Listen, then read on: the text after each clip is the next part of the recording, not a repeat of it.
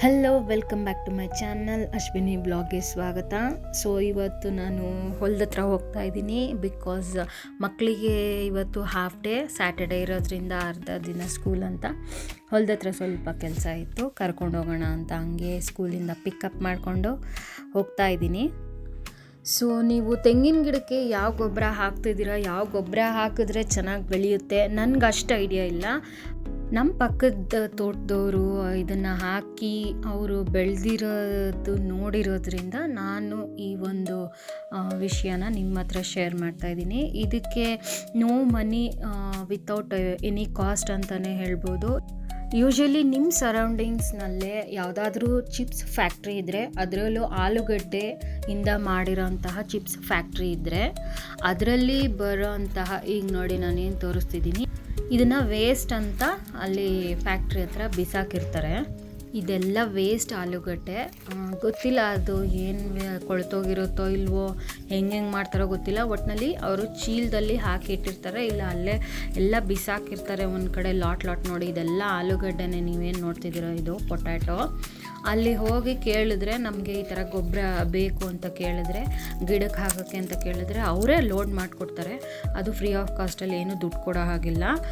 ನಿಮ್ಮ own vehicle, tractor ಏನಾದರೂ ಇದ್ದರೆ ತೊಗೊಂಡೋಗಿ ಲೋಡ್ ಮಾಡಿ. ಈ ಥರ ನಮ್ಮ ಯಜಮಾನ್ರು ನೋಡಿ ಹಾಕ್ತಾ ಇದ್ದಾರಲ್ಲ, ಈ ಥರ ಲೋಡ್ ಮಾಡಿ ತೊಗೊಂಬಂದು ಒಂದೊಂದು ಗಿಡಕ್ಕೆ ಒಂದೊಂದು ಚೀಲ ಹಾಕಿ ಸಾಕು. ನಾವಿಲ್ಲಿ 6 ತಿಂಗಳಿಗೆ ಒಂದು ಸರಿ ಗೊಬ್ಬರ ಹಾಕ್ತೀವಿ. 2 ಲೋಡ್ ಆದರೆ ಸಾಕಾಗುತ್ತೆ. 110 ತೆಂಗಿನ ಮರ ಇದೆ. ಇದರಲ್ಲಿ 6 ತಿಂಗಳಿಗೆ ಒಂದು ಸತಿ ಈ ಗೊಬ್ಬರ ಹಾಕ್ತೀವಿ. ಈ ಗೊಬ್ಬರ ಬಿಟ್ಟರೆ ನಾವು ಇನ್ನೇನೂ ಹಾಕಿಲ್ಲ. ಆದರೆ ಮಾತ್ರ ತುಂಬಾ ಅಂದರೆ ತುಂಬ ಸ್ಮೆಲ್ ಇರುತ್ತೆ. ಸ್ಮೆಲ್ ಅಂದರೆ ಇದನ್ನು ತೊಗೊಂಬಂದು 1 ವಾರ ಇಲ್ಲ 15 ದಿವಸ ಆದಮೇಲೆ ಅದನ್ನು ಒಂದು ಗಿಡಕ್ಕೆ ಹಾಕೋಕ್ಕಾಗೋದು. ಅಷ್ಟು ಸ್ಮೆಲ್ ಇರುತ್ತೆ.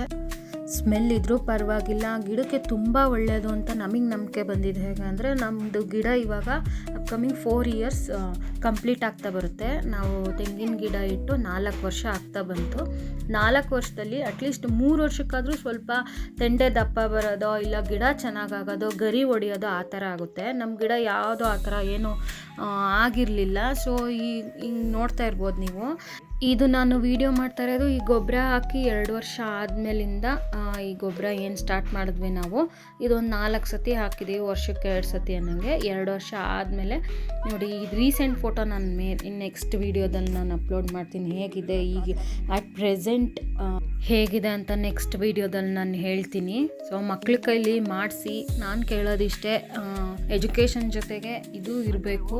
ಎಲ್ಲ ಥರದ್ದು ಕೆಲಸ ಮಕ್ಳಿಗೆ ಮಾಡಿಸಿದ್ರೆ ಅವ್ರಿಗೂ ಗೊತ್ತಾಗುತ್ತೆ ಅದ್ರ ಬೆಲೆ ಏನು ಅಂತ. ನೆಕ್ಸ್ಟ್ ಅವರು ನಮ್ಮ ಕಾಲ ಆದಮೇಲೆ ಅವ್ರು ಹೇಗೆ ಗಿಡನ ಕಾಪಾಡ್ಕೋಬೇಕು ಅಂತ ಎಲ್ಲೋ ಒಂದು ಕಡೆ ಅವ್ರಿಗೂ ಸ್ವಲ್ಪ ಜವಾಬ್ದಾರಿ ಬರುತ್ತೆ. ನೈಟ್ ಬಿರಿಯಾನಿ ಬೇಕು ಅಂತ ಆರ್ಡರ್ ಆಗಿದೆ. ಸೊ ಬಿರಿಯಾನಿ ಬೇಕು ಅಂದರೆ ಈ ಕೆಲಸ ಮಾಡಲೇಬೇಕು ಅಂತ ಅವ್ರ ಅಪ್ಪನಿಂದ ಆರ್ಡರ್ ಆಗಿತ್ತು, ಮಾಡ್ತಾ ಇದ್ದಾರೆ. ಇವತ್ತಿನ ಬ್ಲಾಗ್ ಹೀಗಾಗಿತ್ತು. ಸ್ಯಾಟರ್ಡೆ ಹೋಗಿದ್ದಾಗ ಗೊತ್ತಾಗಲಿಲ್ಲ, ಫುಲ್ ವರ್ಕೌಟ್ ಇಲ್ಲೇ ಆಗೋಯ್ತು ಮಕ್ಕಳಿಗೆ ಎಲ್ಲರಿಗೂ. And thank you so much for watching this video. And ಕೈ ಕೆಸರಾದರೆ ಬಾಯಿ ಮೊಸರು. ನೆಕ್ಸ್ಟ್ ವಿಡಿಯೋದಲ್ಲಿ ಸಿಗೋಣ. ಬಾಯ್.